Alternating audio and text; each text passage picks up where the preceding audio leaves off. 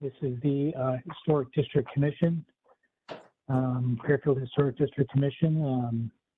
The date is February 10th, 2022. The time is 4:15.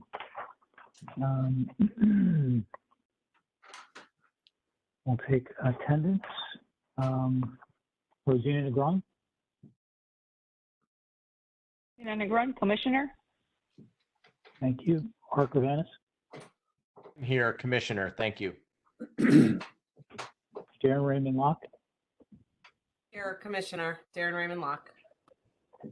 George Clark.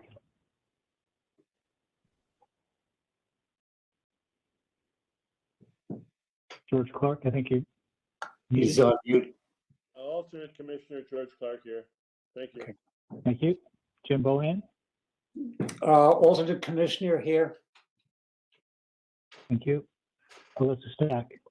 Alyssa Stack, alternate, is present. Thank you. And I'm Adam Cliver, Commissioner. And absent today is Chris Shea.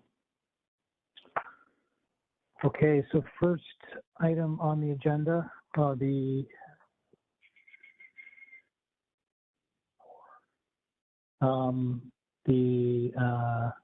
alternate voting sequence is Stack, Bohan, Clark. There's only 2 items on the agenda, so we stack Bohan. Sorry, George.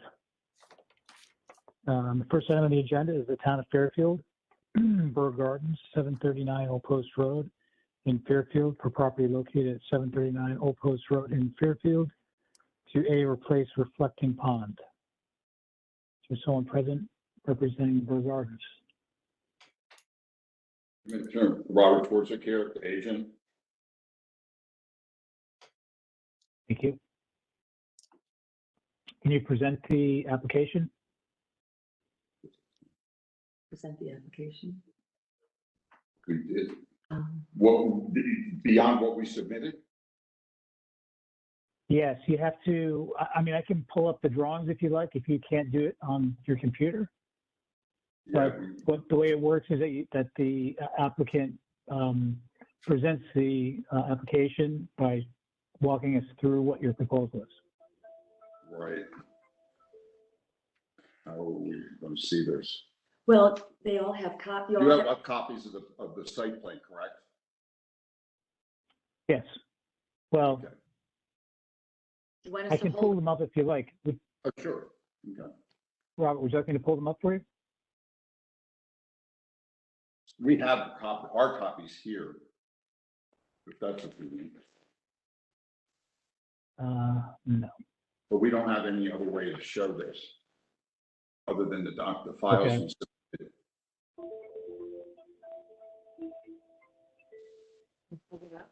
Okay. Yeah. You're too close to this. 1 second. Adam, up. You okay? What are Oh, they doing? They're opening the file. I think so. Yeah. That's smart.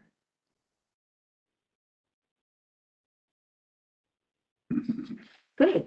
Perfect. Okay, see this. Okay, can you see this? Almost. We had it for a hot minute. What happened? I don't know. It flashed on. Can you and just off. walk us through the application, Robert? What the proposal concerns a renovation to the existing reflecting pond on the property of the Burr Gardens and Arboretum. The pond, the original pond, has been in existence for 160, 70 years. The current state of the pond is due to a renovation or 2 renovations in the last 18 or 20 years. And we're proposing, because of some mechanical issues with the existing filtration system and fountain, and also the aesthetic degradation of the original pond, we are proposing to return it to one of its more original forms by eliminating the fountain, because it actually never had a fountain. It did have a jet, and which we're proposing to reinstall, and remove the island as well, because over time, the pond scale has shifted as they recoped, and the island now has become kind of an extraneous eyesore. And we want to remove it so that we have a clean, clear body of water. And existing electrical and plumbing is there and will be tied back into the new pond.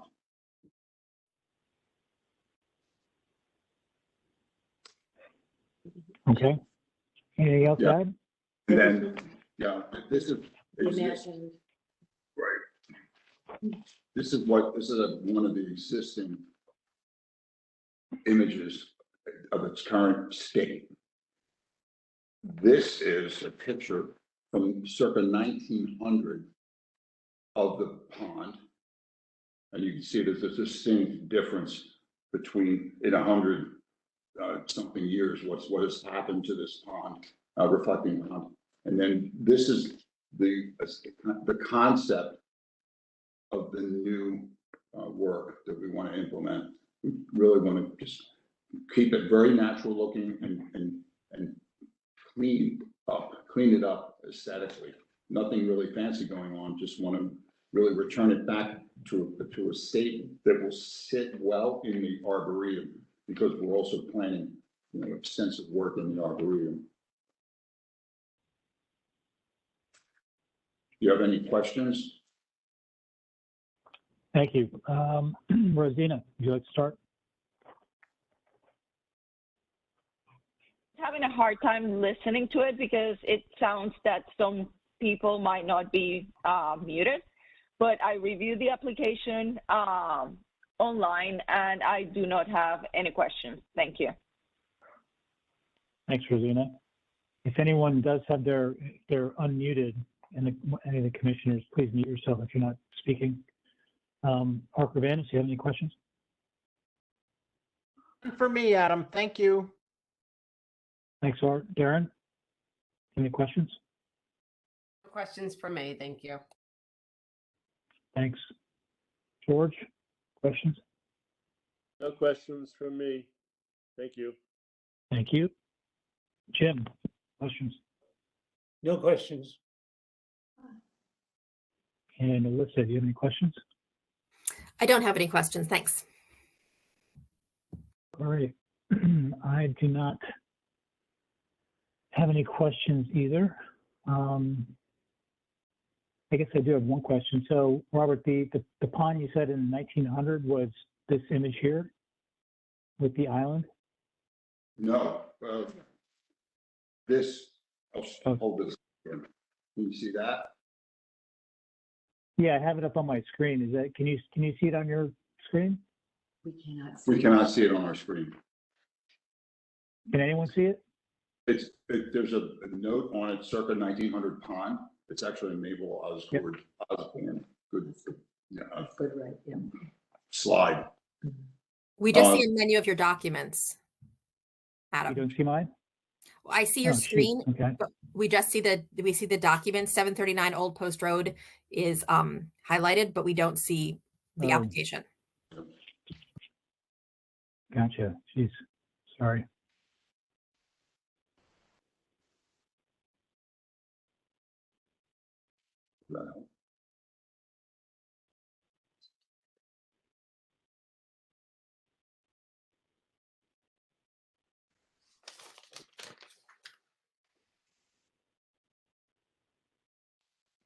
How's that? Better? Good. Oh, there it is. Yeah. So my question was this a previously existing condition of that pond, or is this just an example, or? That's the existing pond circa 1900. Okay. And your idea is, this is today? We want to return it back to a condition more like the circa 1900. And that's the concept that we want to work towards. Minus the island. Correct. And reintroducing the jet that was there in the 1900 form, because there was a jet at the end of that body of water. This thing like this fountain? Correct. Okay. Okay, great. I don't have any other questions. I did not receive any letters in favor of this application, and I did not receive any letters against this application. Is there anyone in the, I don't see anyone. Besides, no. Okay, so the hearing's closed. Thank you, Robert. What, pardon, I didn't hear that.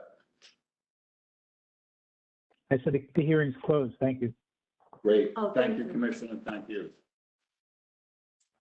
Okay, next item on the agenda, What do we do? Ben Gray and Charlotte LeBoyer, 390 Harbor Road in Southport, Connecticut 06890 for property located at 390 Harbor Road in Southport for A, pool and pool equipment, B, wall and fence a driveway with one single gate and one double gate, C, proposed light fixtures on stone gate pillars, D, new asphalt paving and removal of portion of asphalt along proposed wall, E, reclaimed granite paving, apron and driveway courtyard, F, lawn ramp and cheek walls, G, Bluestone Path and steps at single gate, H, fencing and gate at side yard with beech hedge, I, welded wire mesh fencing with evergreen screen by side yard, J, welded wire mesh fencing with evergreen screen by barn.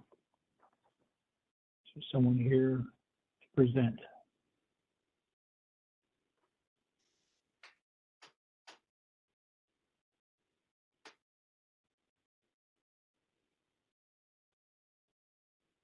Can't hear you, Christina.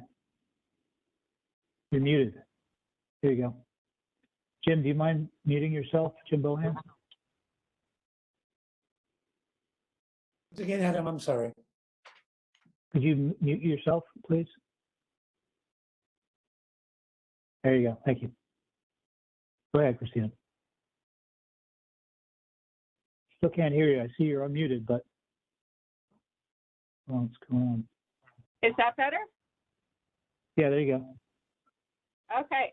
Even after a year and a half, I still have this problem. Okay.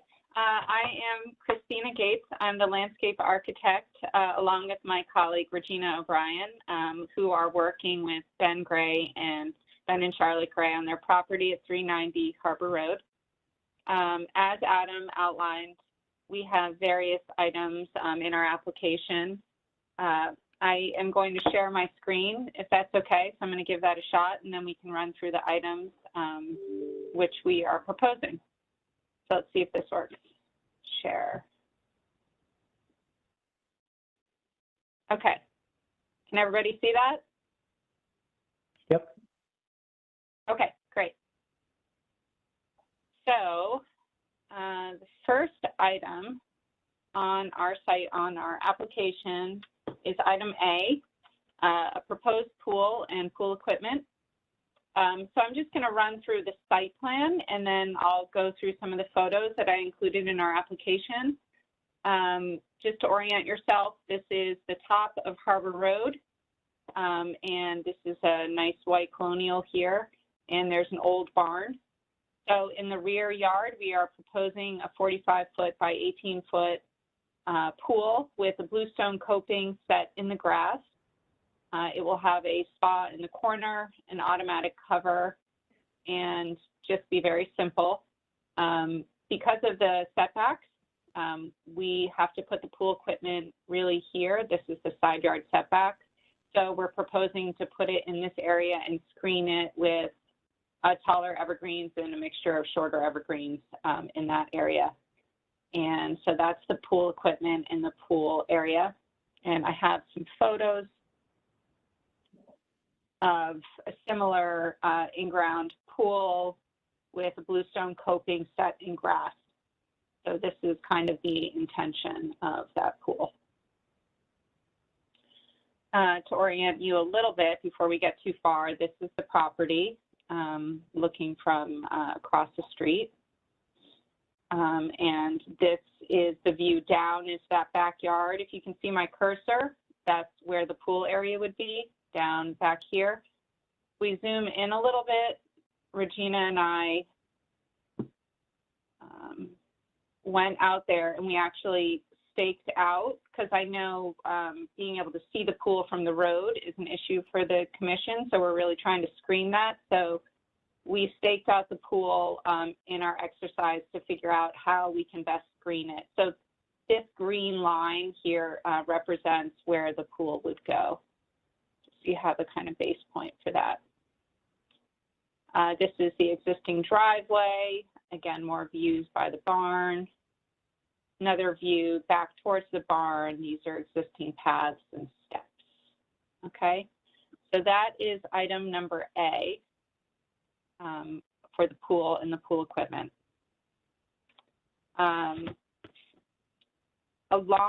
Going along with this pool equipment, we've also, we're going to put an evergreen hedge along this side, which would be holly or arborvitae.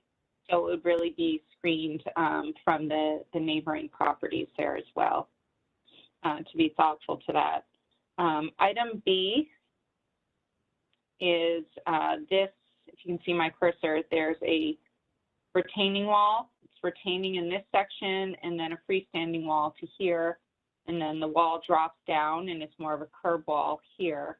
And on top of that is fencing. Let me pull up pictures. So this portion of our proposal has multiple purposes. One, it's acting as pool enclosure for the pool area. Second is it's acting to retain the grade on this half of the house. There's an existing wall there, so this does need to be retained, so we do need a wall there.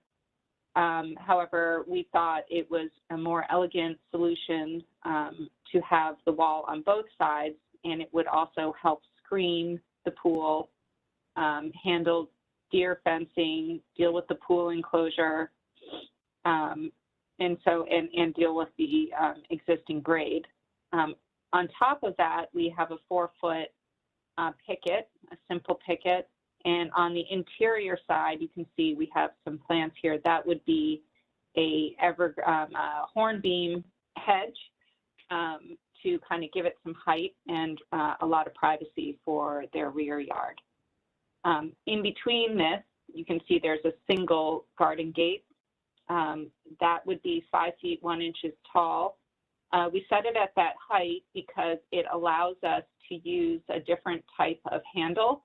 If you set the handle up high enough, you don't have to use those ugly Magna latches. So in trying to consider HDC, we're able to use a different latch when we do pool enclosures if we make the gate that high.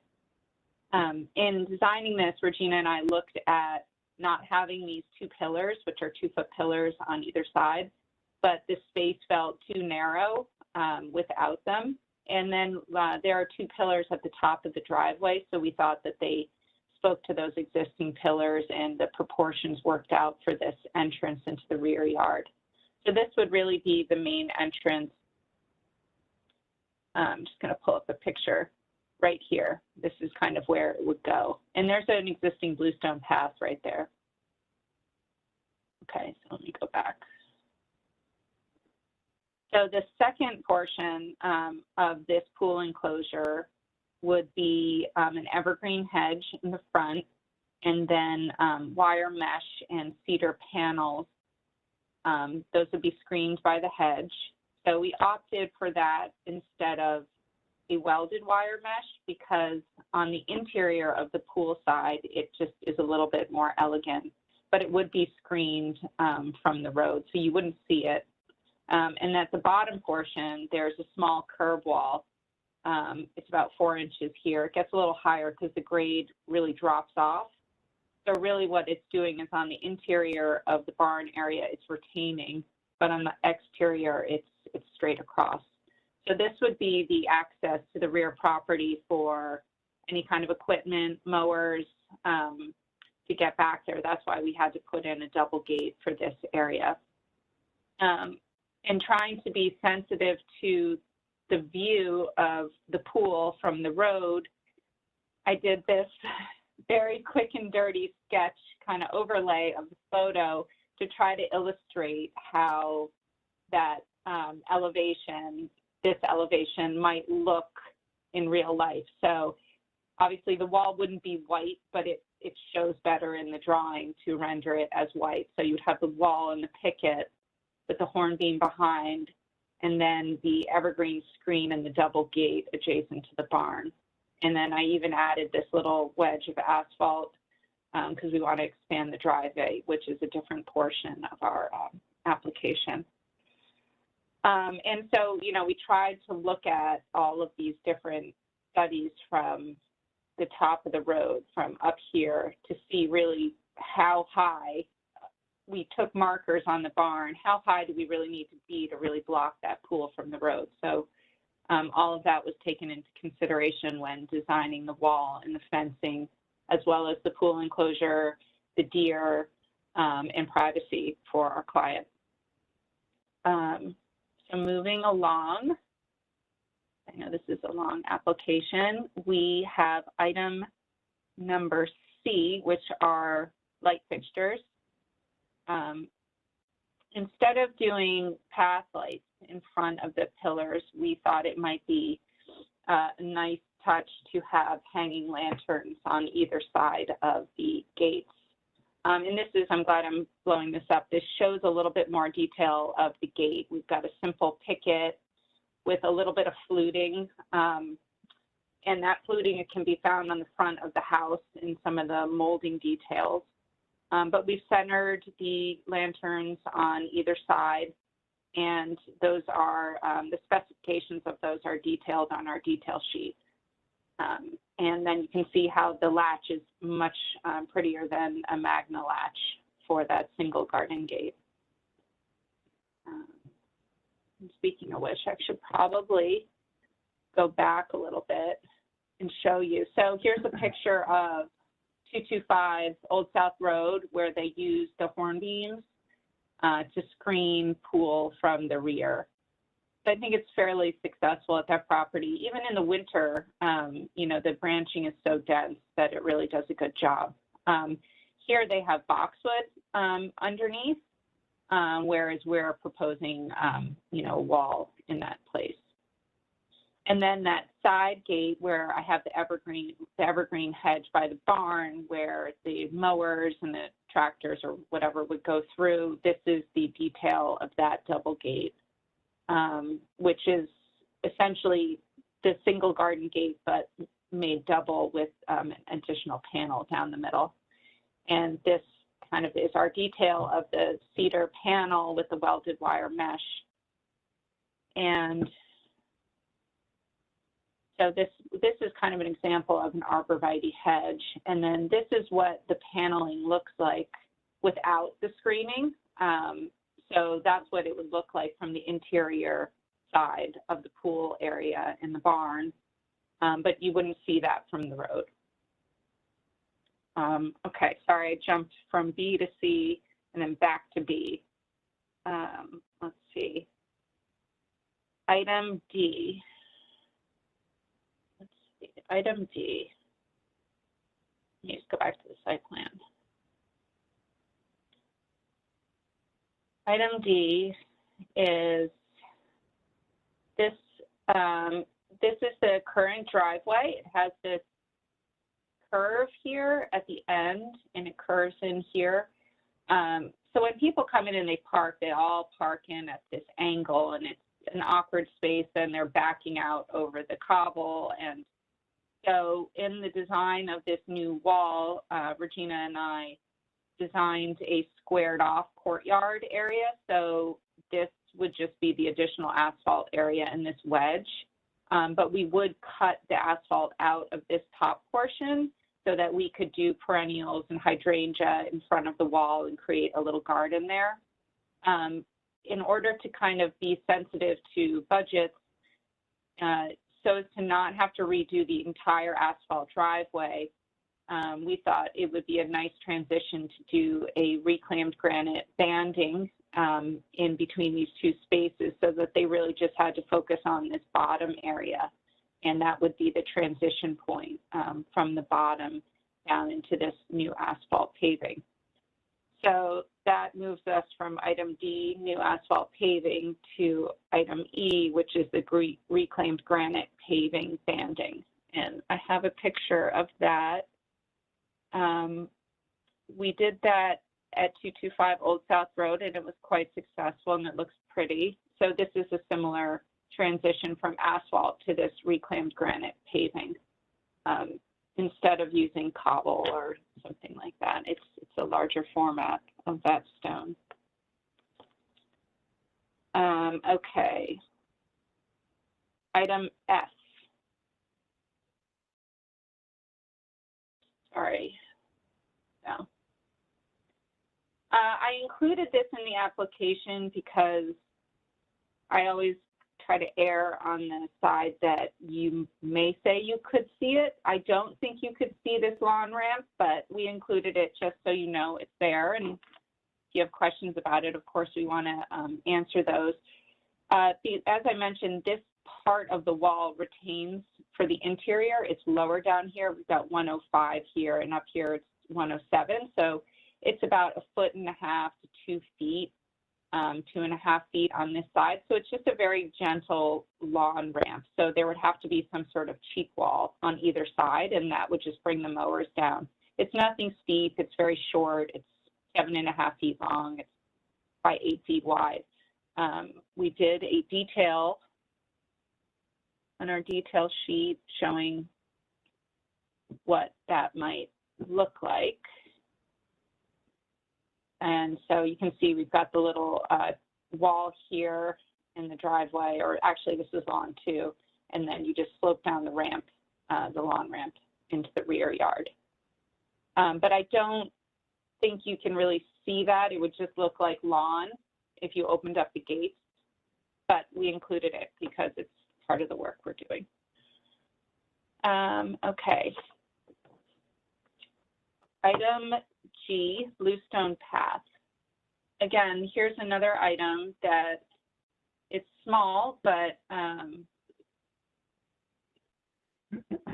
where we're proposing this wall and the pillars and the gate, there's an existing path that's about a little over 2 feet wide. So we're proposing this new Bluestone Path to come through here. And although you probably can't see it from a public way because it would be behind the gate, there would need to be a step here. So we have included in our application a dry laid bluestone path with a full depth bluestone tread, which we have done before. Done the full depth bluestone tread. Here's a photo of what that looks like. This is lower on Harper Road. But it would be a bluestone path, not a gravel path. So that's all in our, that's all included in, in our detail sheet. And here's all our details for that. Okay, H, fencing at the left side. Here's our side garden. So to create pool enclosure, we would need to add a gate on the other side of the house. And so between the two bay windows and before this beautiful little garden, we are proposing a picket fence and a gate with a beech hedge in front. And that elevation is here. Sorry, out. So it's very simple. It's a simple picket. It's not as ornate as the picket at the along Harbor Road sidewalk, but Regina and I felt that this was, we wanted to keep the formal picket at the front of the house and then keep these more simple pickets back in the landscape. And so it's just a straight rail across the top. And again, it's the same gate as the other side. It's a higher gate so that we don't have to use the Magna latch. And it's, you can see the dimensions here. And then this picture on the top right shows you what the beech hedge looks like. So you really wouldn't see this picket fence, but the beech hedge is deciduous. So when the leaves do fall, there would be a picket behind it. So that is item number H. Almost done. two more items. Item I is, and again, I included this because I wasn't sure if you would consider this visible from a public way. But along this portion, there's, as you can see, the neighbor has a wall and there's a fence on portions of it. So we were proposing putting in a little holly hedge here and just a little welded wire mesh on the interior to act as pool enclosure. And then this planting gets very dense back here, so we would then pick up the deer fencing, but that's so far back in the property. The planting's so dense, I don't think you could see that part. So that is this welded wire mesh portion, which is item number I. And then similarly, we added item J, which is a welded wire mesh here to act as pool enclosure in this area with the evergreen hedge. So that is my very long application. I'm sorry that there were so many items, but I would be happy to answer any questions, or if I missed any details, I can clarify any of that for you at this time. Thank you, Christina. I guess we'll start with Art. Adam, if you can hear me, I didn't have any questions. Good job, Christina. Thank you. Thanks, Art. Thank you. Darren? No questions, thank you. George? Yeah, Christina, good job. And no, I don't have any questions, Adam. Thank you. Thank you. Okay. Jim?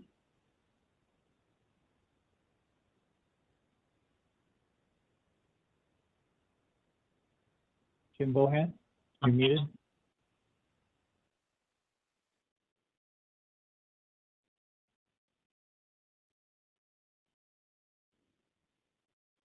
No questions. Thank you, Jim. And Alyssa? Nope, that was really thorough. I don't have any questions. Thanks.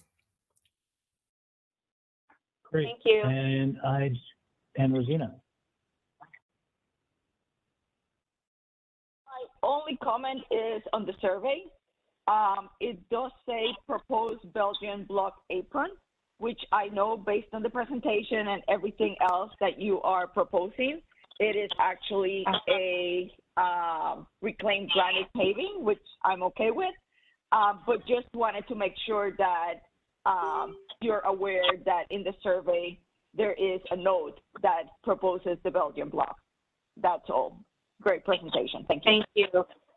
I'm sorry, I didn't see that. Thank you for pointing that out. We'll get that fixed. All right. Christina, I do not have any questions either in this presentation. Did not receive any letters in favor of this application, and I did not receive any letters opposing this application. So the hearing is closed. Thank you. Thank you. All right, moving on. Considerations of items on the agenda. First one is Town of Fairfield, Bird Gardens, 739 Old Post Road, for property located at 739 Old Post Road, do A, replace reflecting pond. Can I get a motion? And Art will move, Adam. Make the motion to approve. I'll second. Art. Okay, I have Art as motion to approve, and who seconds? I seconded, Darren. Darren seconds. Thank you. Discussion? All right, no discussion. All in favor? All opposed? None opposed? The motion passes unanimously. Next item on the agenda is the Ben Gray and Charlotte LeBoy 390 Harbor Road in Southport for property located at 390 Harbor Road in Southport for A, pool and pool equipment, B, wall and fence a driveway with one single gate and one double gate, C, proposed light fixtures on stone gate pillars, D, new asphalt paving and removal of portion of asphalt along proposed wall. E, reclaimed granite paving, apron and driveway courtyard. F, lawn ramp with cheek walls. G, Bluestone Path and steps at single gate. H, fencing and gate at side yard with beach hedge. I, welded wire mesh fence with evergreen screen by side yard. And J, welded wire mesh fencing with evergreen screen by barn. Can I get a motion? I'm sorry, Adam, first, who's voting on this one? This one is Jim Bohn is voting on this application. Okay. Thank you.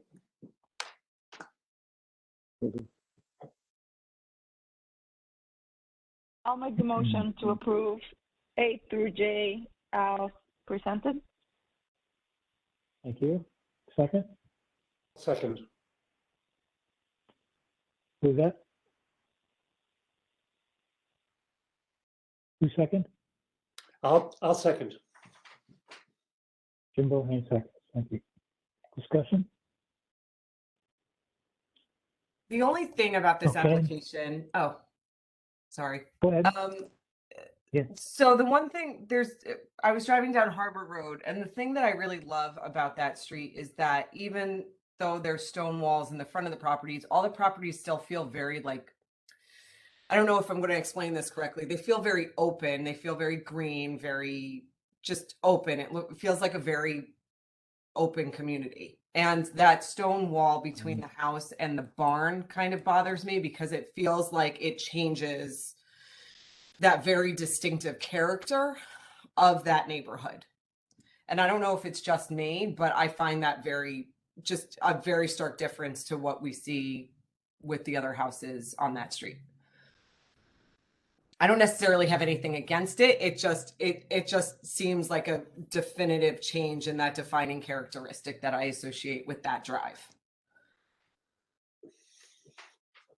It's an interesting point. I mean, I did think about that as well. I feel like it is set back enough, though. Like there's a lot of green space in front of it. And it is on a downhill slope, so you will see beyond it. So, right. For me, I just feel like it's like a wall of building now. Because most of the other houses, it's the houses and then an outbuilding or a barn, or there's only one exception that I can think of on the street, and that's 564 Harbor, because that has that long addendum to the house. But all the other houses have definitive gaps between the garages in the house or the outbuildings in the house. And this no longer will, because there's going to be a definitive built structure there rather than greenery. And I know they're combining greenery with the fence and the stone wall. It just feels like a break with that character. So that was my only comment. I don't necessarily have anything against it, but it was something that struck me as very visually prominent.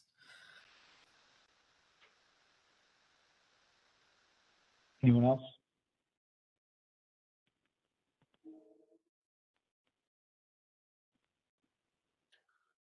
Okay. No other comments? Then we'll take a vote. All in favor? All opposed? Abstentions? Okay, the motion passes.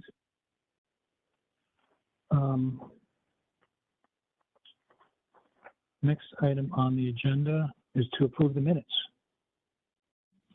from January 13th. Can I get a motion to approve the minutes? I'll make a motion to approve the minutes as submitted. Darren I'll second. makes a motion to, Rosina seconds, all in favor? Okay, all opposed, none opposed, motion passes unanimously. Chairman's report, I have one repair on 96 Willow Street to replace garage doors in kind. I have no violations I'm aware of.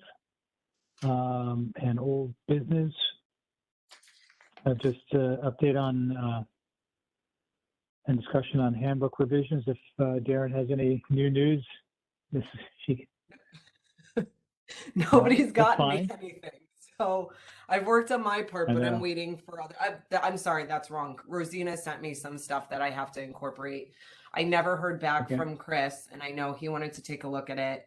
I think there was something about the fences that maybe you were working on, and then there was something else somebody else was working on. I haven't gotten any of that back. So, I mean, I can start working on that Yeah. stuff, but Yeah, I haven't had a I'm chance to most look of the at way it through mine. myself. We'll get to one of these days, one of these months. Anyone else have any new business? I have one thing that came up today. Yeah. So I'm judging the History Day competitions for Fairfield, and they're very short of judges. So if anybody wants to jump in on that, they're looking for people. It's not a huge What is- time sink, and it's fun. So What's it for? it's for History Day competitions for elementary through high school students. So there's different Oh. competitions that they submit. Some submit papers, some do presentations, websites, exhibits. And it's all online still. For the last 3 years, it's been virtual because of COVID. And you're judging them on their presentations, websites, what have you. And it's actually really fun, and you get to see some different perspectives and different approaches, and certainly people that are interested in history, and you engage with it in a different way than many of us normally do. So, Darren, what day The is History Day judges- this year? I don't remember. I think the presentations are due, everything's due on the 10th, and I think it's the 26th. And then there's the state level Right. day, which is in late April sometime. I don't know the date of that one though. Okay. But they're short 50 Right. judges. They only have 50? 50. They my only God. have 40 judges, and they need about 80 to 90. So they're really short of people. Wow. I'll check the dates. Might be fun. Hmm. So that's all I got. Sure. Adam, this is George. Yep. We spoke Hey, a George. couple of times about, and I had an interesting conversation with Mary Dunn. I don't know if this is an appropriate time or not. You want me to review this, the talking? Sure. Yeah. Yeah. Sure. Go ahead. The two or three things that I had the privilege of presenting to the Historic District Commission in Newport, Rhode Island, which was an interesting, for a window. A couple of things which I followed up with Mary on and wondered if things that they do in Rhode Island could be adopted or are adopted in Connecticut. One of the things is a fee that's attached with applications. Mary said that it is done. It actually is done in multiple cities in Connecticut. It tends to add a level of maybe they take a little more effort to get it right the first time as opposed to doing it twice or three times, which we've seen many people. Secondly, it would potentially give us a stream of revenue that could be used for us either. There some thoughts, but maybe compliance would be one area to making sure that when people say they're going to do something, that we actually have somebody goes out and maybe inspects. It could be a part-time person, or they have a person. They actually have one in Rhode Island who actually goes and works with applicants on their presentations. So when you make a presentation, it's been thought out, it's complete, it's done at a level that makes it easier for us. That's just a thought, but they charge a hefty fee. I don't know that would be in our appetite. Mary said that it is done in cities within Connecticut, and I don't know if it's something we would ever consider adopting, and how we would propose doing that with the town of Fairfield. But it certainly would be a way of letting us augment some of our expenses. Anybody have a thought on that? How much is the fee up there? I actually It's sent them high. to Adam. Yeah. It's high. Well, In Newport, Connecticut, you said, right? the fees generally range in Connecticut between $25 to $100 something for applications for COAs.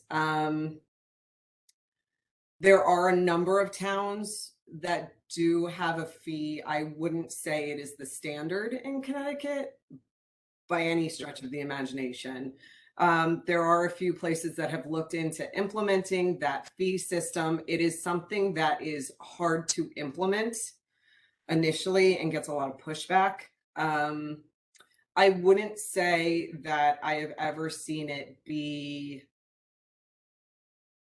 something that's used to make sure that the applicants get it right at the first time, because it at least around here, I don't know about in Newport. I think it's much higher in Newport, but that's a substantially bigger district. I would never, I don't think it's really a deterrent to people coming back multiple times. It's not high enough No. to act in that You're right. manner. Certainly there's other historic districts have different ways of making sure that the applications are executed in the way that they were approved. Some people have dedicated people in P&Z that go and do it. Others have very dedicated people in the building department that do it. In Westport, the HDC has a dedicated staff person that does it alongside the chairman there, or anybody on the commission that has time to go and actually do one of these inspections. The inspections range from 5 minutes to 30 minutes, depending on whether or not the homeowner actually wants to be there. And most of the time when the homeowner's there, they just want to chat. So that's what adds to the time frame. But as far as I'm aware, Westport's the only one that has a dedicated staff person for the HDC. Everybody has somebody that splits their time between P&Z and building, with like 15 hours a week dedicated to HDC implementation processes. I think it was Hartford that she spoke to me about. Mary was talking to me about, where they actually have somebody. I think it's a part-time person. But yeah, I don't think you need a full-time person, and I think it's just to facilitate compliance. In Rhode Island, they actually have somebody that helps you submit your application. Yes, it's a big, I mean, they do 35, the night I was there, they did 35, 36 people. So, yeah. I mean, they run you through there pretty well. It runs until 10 o'clock at night. Yeah. That's how Westport is. Yeah. And they don't have 35 or 36 people a night. And the other, but yeah, sorry, go ahead. It's just a thought. I don't know whether it's a good idea or a bad idea, but when I look at the house across the street from me, the OSborne House, one that's under construction again on Old South, the fact that the people who did the application there with one of our stellar architects put in plastic garage doors and got away with it, is something that aggravates me. Now they've gone away because the house is being redone. New people are doing them correctly, but the fact that they got away with that. And I didn't see it either, and it's right across the street from me. Just aggravates me that we hold people to a standard, and then we have other people that kind of don't pay as much attention. It just kind of gets me the wrong way. So somebody that could help us with some compliance, might be helpful. It's a thought. It's a way of funding it, and I think you're right. Fees are more like $50 or $100. They don't need to go. In Newport, they go by the size of the structure, and when you're doing a $6 million home, it's $1,000. It's $500 or $600. Yeah. Per visit. Yeah. So if you come back multiple times, it comes a fee. So it's a thought. I don't know whether it's a good idea or whether it's something people are interested in or not. The other one that they did that I thought was an interesting idea is that they vote after each applicant, as opposed to collectively and voting at the end. And when I was talking to Mary about it, she said that they actually have adopted that in multiple cities in Connecticut, so that when you present, it's fresh in the commissioner's mind. You can vote on it when they've just presented their application, and you vote and you're done and you move on to the next one. It's just a thought. She said none of these are whiz bang or great, good or bad ideas. They're done. I just think sometimes on some nights when we have 8 to 10, tonight wasn't a good example, 8 to 10 applicants, you start looking back at the first one and the second one and all of them. Sometimes if you voted after each one, it would just be fresher in everybody's mind. Just a thought. It's just something I mentioned it to Adam and mentioned it to Mary, kind of asked her what the ground rules were in Connecticut. She said, you can do what the commissioner wants to do. So that was her attitude. Just for your information. I think you have a lot of really good points. I was historic preservation specialist for the town of Westport for a long time. Yep. Well, not a long time, but enough time. Yeah. And when I was there, I worked with the applicants who put stuff into the HDC. I was doing site visits all the time. It was but I was full-time paid staff, not just to the HDC. I supported them, but it was for the town really. And I think there is a lot of benefit into having somebody that sits there and can work through an application with somebody. So I think you're right on the mark for that. With the voting in after an application, there is a lot of merit to that. The one problem that I've seen with other HDCs in that is like a Robert's rules issue going into and out of closed sessions, where people start getting confused when the public can and cannot speak and when comments can and cannot be made and that kind of stuff. But that's more of like an education issue rather than it's a procedural thing. It's not. Sure. Right. But I mean, I don't think there's necessarily a right way or wrong way. I think you bring up a lot of really good points that should be thought about. And I've said this before, and I think I said it last meeting. I think that with some of these applications, pre-application meetings really should be used more beneficially, because there's a lot of things that come before the commission that I'm not necessarily sure that we can see from the road, and they don't necessarily need to include it in the application. And landscaping is always a topic in a lot of these things when it at times shouldn't be, because we're really not supposed to be taking into account landscaping. So I do think that you have some good points that we should certainly think about. Yeah, when I think about, what comes up so often is lighting. People forget about lighting, and then oh yeah, we'll have to come back for that. And it's such a minor thing, but if there was a way to kind of give people a little bit of a don't forget lighting is critical to HDC, then people would probably do it in one visit versus two. Mm-hmm. Not necessarily, but it just is a way of kind of streamlining the process. Yeah. These are just thoughts. I don't know what anybody else's thoughts are, but thank you very much. I have a question. I have a comment and a question. I guess there are two questions. When people pick up the applications, is there any like sort of checklist, like remember to think about this and this and this and this? Because if that could be mitigated, I'm thinking of like what I would do for my students, like your final checklist, make sure you have this and, and list all the elements. And the other thing is, how did we get into the practice of voting at the end as opposed to after each? Is that just the way it's always been, or what? I think it's a Robert's Rules of Order issue, because you do it in a sequestered way at the end as opposed to in and out. Going in and out of that's session. That's probably the reason. As long as I've been on the commission, that's always where we've done it. So, I mean, no, it makes sense. It's because of the Robert's Rules. Yeah. Darren, what sort of pushback do you think trying to implement fees would come from? Where would that come from?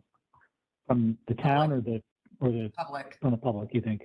Yeah, the few times that I've been involved in discussions about implementation of fees, the towns are always for it because it's another way of supporting source of revenue, advisory or regulatory. It's another way to implement infrastructure and make sure people are doing what they should be the first time around. Unfortunately, in a lot of these situations, the community doesn't want extra fees to be paid on top of, beach passes and garbage fees and town dump fee and all these other fees. Particularly in times where the fees aren't just a flat fee, $50 per application, it's more layered and tiered like it usually is with a P&Z. If the project is this number of dollars, this is the percentage of what the fee will be. if it's this number of dollars, it's going to be 1,200, as opposed to if it's this number of dollars, it's 150. If it's only landscaping, it's this. If there's bigger infrastructure or significant structural changes, it's this. So you get a lot of pushback depending on the method of fees. But people just really don't want that extra fee, especially when they've gotten so used to there not being any fiduciary responsibility coming to the HDC. And one of the arguments that I've heard time and time again is that historic homeowners going into a historic district or a known local designated property, they're already taking on a significant responsibility upholding what that's supposed to look like, making a plan to come to the HDC every time they want to change. They don't want more procedural responsibility because it's already a massive investment on their time and their memory and research and whatever else. True. Good points. You want to be overmanaged more. Right, exactly. They don't I mean, want to be micromanaged, which is why Westport is the only full-time position. Hartford's kind of a weird case because Sarah Bronin is the mayor's wife, and she's major historic preservation attorney. So she really put a lot of that infrastructure in. So they're kind of like second to none in a lot of ways, and they have a way to build on what they do in a way that most other towns don't. So Westport is the only one that has like a full-time person dedicated to the HDC and historic preservation issues. And even there, like they take really good care of their pre-application process. Like it's noticed, as many commission members that can be there, go there, they give feedback. And then when the person actually comes to the application with a real application, it is a finished, polished thing most of the time. And when I was there, they not only worked with the commission, but they were working with me on a pretty consistent basis. And one of the things, like for us, it's lighting here, but in Westport, the big thing there was windows. And I always told them, you need all the specs on all the windows because that's what they're going to go after. So there was a really good thing, kind of good basis and foundation there for support of the community, which is something that I would always really advocate for. But if we added that fee structure, that kind of interrelationship between that department and the public would be severely impacted, I think. good point. Okay. Just a thought. I think it's a good thought. Thank you, George. Well, Adam You and I can think about it. The fee structure in Newport is I found it.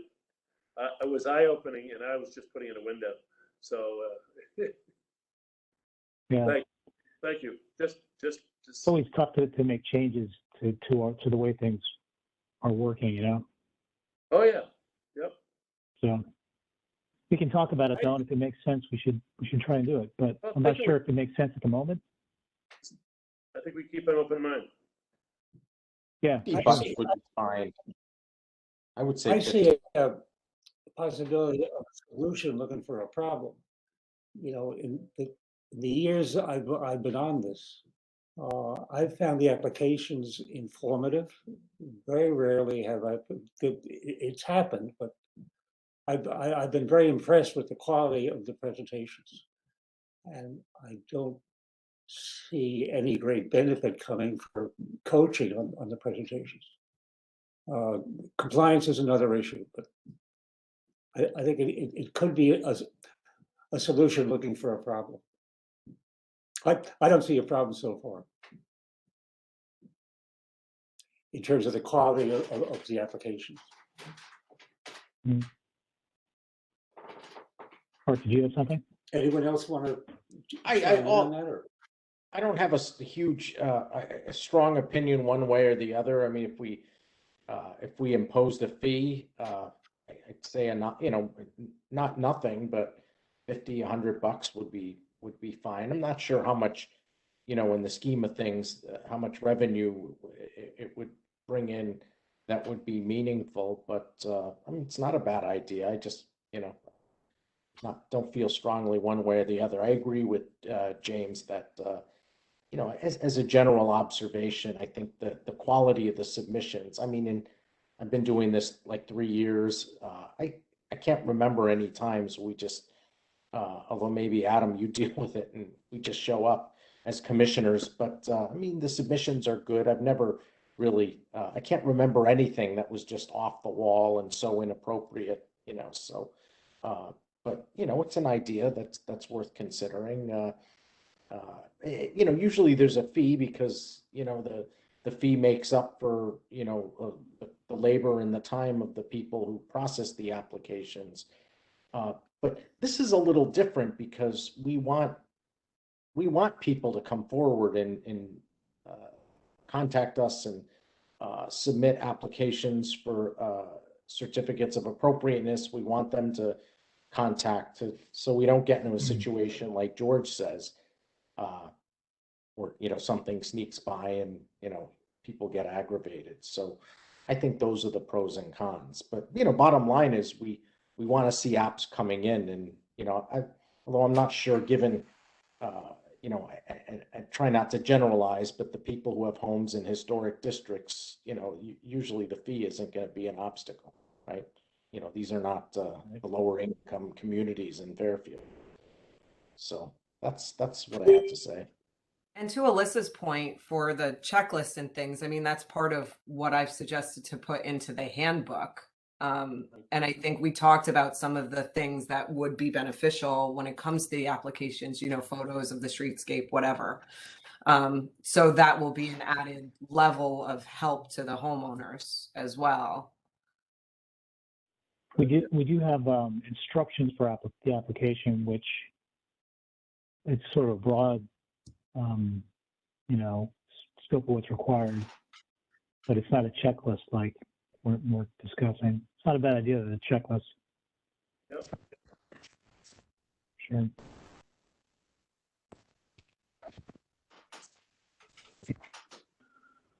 All right, anyone else?